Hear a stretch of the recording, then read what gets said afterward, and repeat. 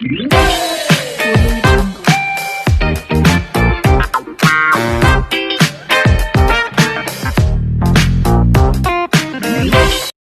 सभी को, मैं मत्तू केवट। आज मैं आपको मानव की उन्नति के बारे में बता रहा हूँ। इसके पूर्व मैंने कुशल मानव, सीधी रीढ़ वाला मानव, इन दोनों की जानकारी मैंने इसके पूर्व वाले वीडियो में दे दिया है। अभी मैं आपको शक्ति मानव के बारे में जानकारी दे रहा हूँ कि शक्ति मानव की क्या क्या विशेषताएं थी और वो कहाँ पाया जाता था। और ये शक्ति मानव का क्या है बच्चों, ये शक्ति मानव का चित्र है कि शक्ति मानव कैसे था। मानव की उन्नति में पहला हमने कुशल मानव का ज्ञान प्राप्त किया, फिर सीधी रीढ़ वाला मानव का ज्ञान प्राप्त किया। अब मैं आपको शक्ति मानव के बारे में जानकारी दे रहा हूँ। ये जो है ये शक्ति मानव का चित्र है कि शक्ति मानव इस तरह से था। शक्ति मानव का आपने चित्र देखा तो पाठ क्रमांक 5 परिसर अध्ययन 2 में मानव की उन्नति के बारे में हम जानकारी प्राप्त करेंगे। हमने कुशल मानव की जानकारी प्राप्त की, सीधी रीढ़ वाला मानव की जानकारी प्राप्त किया। अब हम शक्ति मानव के बारे में जानकारी प्राप्त करेंगे। तो देखिए, शक्ति मानव के बारे में मैंने यहाँ संक्षेप में लेखन किया है और उन मुद्दों का मैं आपको वाचन करके दिखा रहा हूँ। तो देखिए, यह मानव लगभग 30,000 वर्ष पूर्व नष्ट हुआ। ऐसा कर्ब 14 पद्धति के आधार पर कहा जाता है कि यह शक्ति मानव जो था ये करीब 30,000 वर्ष पूर्व नष्ट हुआ था। अब देखिए इसकी और कौन कौन सी विशेषताएं थी। इसका शरीर शक्ति मानव का शरीर, इसका शरीर बलिष्ठ था। इस मानव के अवशेष सबसे पहले जर्मनी देश के निएंडरथल में पाए गए, अतः उसे निएंडरथल मैन कहते थे।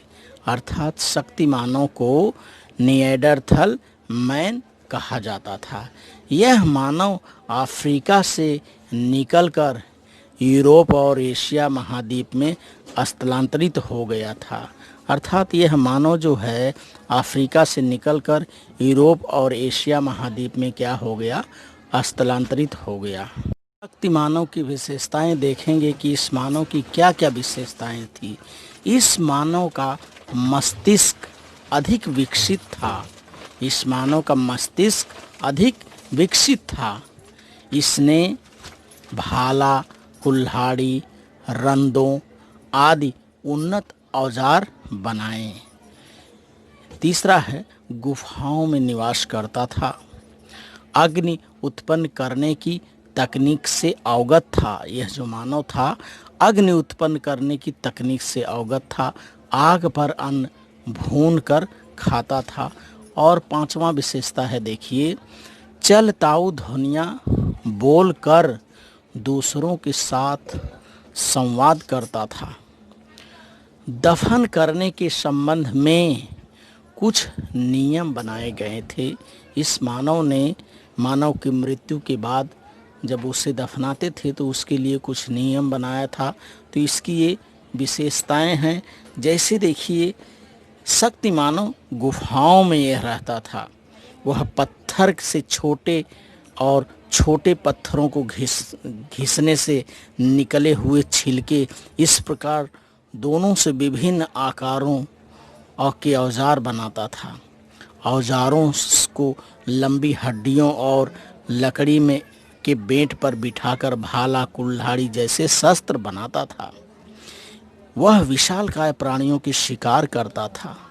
चमड़े का मांस खरोचने के लिए पत्थर के छिलकों से बनाए गए रंदों का उपयोग करता था। चमड़े के वस्त्रों को उपयोग में लाया करता था। और यह मानव जो था मांसाहारी था। वह आग पर अन्न भूनकर खाता था। कठोर लकड़ी की तीलियों को एक दूसरे पर घिसकर अथवा पत्थर को एक दूसरे पर पटक कर चिंगारी उत्पन्न कर उसने आग का निर्माण किया था। तो इस तरह से ये जो शक्ति मानव जो था ये बहुत ही विकसित था। अब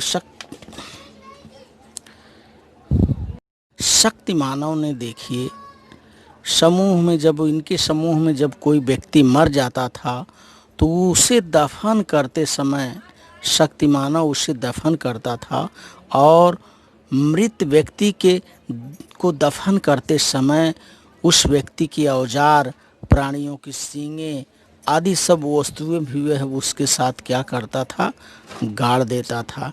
मृत व्यक्ति के शरीर को लाल रंग की मिट्टी मलता था। इससे दिखाई देता है कि शक्ति मानव के कालखंड में मृत व्यक्ति को दफनाने के संबंध में कुछ नियम इसने बनाए थे।